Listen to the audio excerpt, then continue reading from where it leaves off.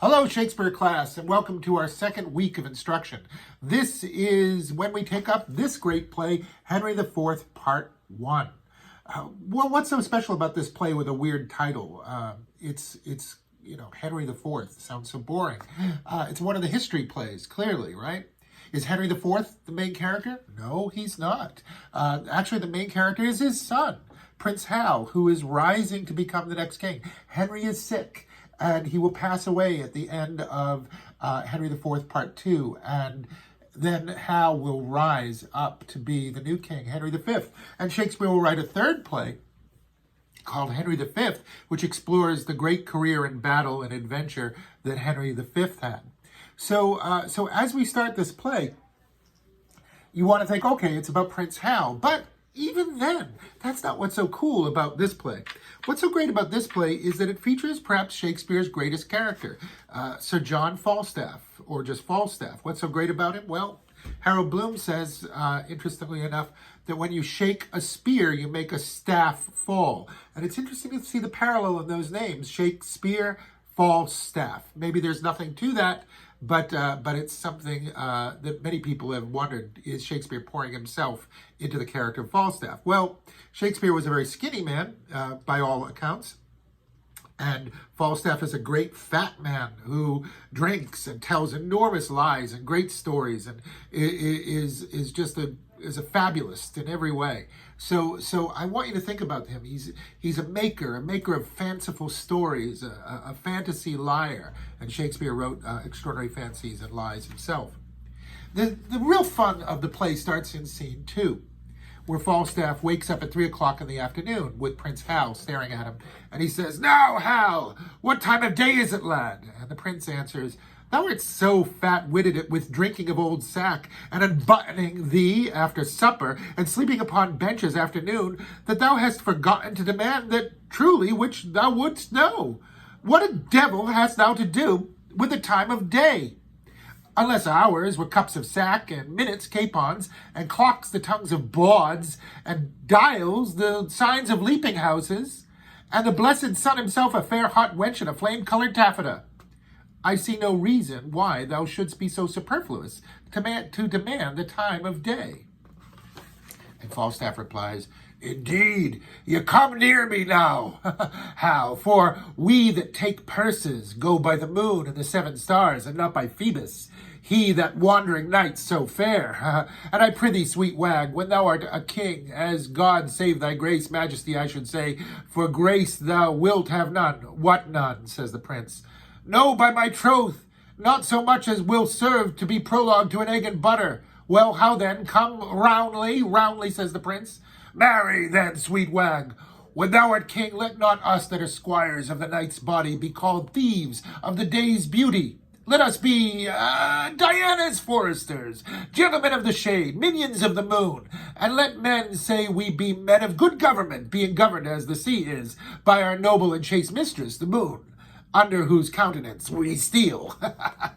Well, you can see some basic things about Falstaff right there. One is that he's a thief and he steals purses. He's sort of like Robin Hood. Who does he rob? And does he give it to the poor? Well, he gives it to himself and his other barmaids. So he doesn't quite do a philanthropic redistribution of wealth like Robin Hood. So he's a rascal, and he's a great person to drink with and party with. He parties all night and wakes up at 3 o'clock in the afternoon. So Hal is saying, why do you care about the time of day? You don't have to be anywhere. You're not going to do anything. Falstaff is about a 60-year-old man. He says he's about 60 later in the play. So he is trying to survive as an old man in England, and that's already way past life expectancy. He's also interestingly humorous here. He says, when you're king, make me not a thief, but call me Diana's foresters, or minions of the moon. He wants to say we're the children of the night, we're the minions of the moon. We go by moonlight and steal purses, and make that an honorable profession when you're king. Well, that's insane. Hal certainly knows he can't do that. I think Falstaff must know as well.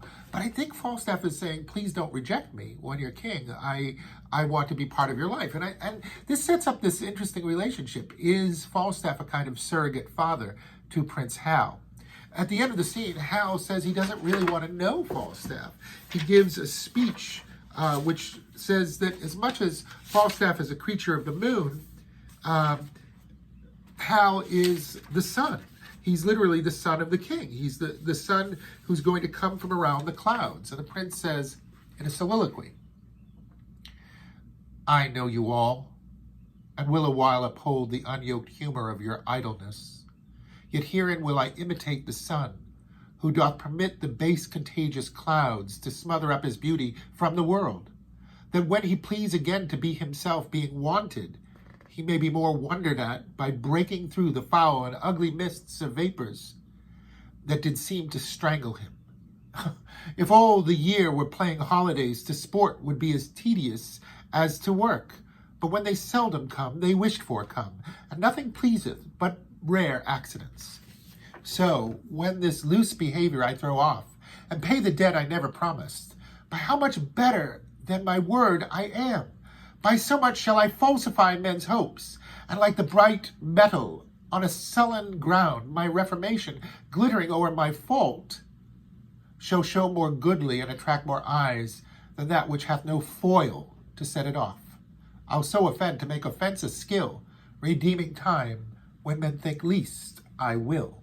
There's one of those rhymes at the end of the scene that Shakespeare always does to indicate his point, meaning that that Prince Hal is doing this on purpose, like Miley Cyrus pretending to be a bad girl for a year to rev up her fans and her fan base and to get a little more street cred, I guess.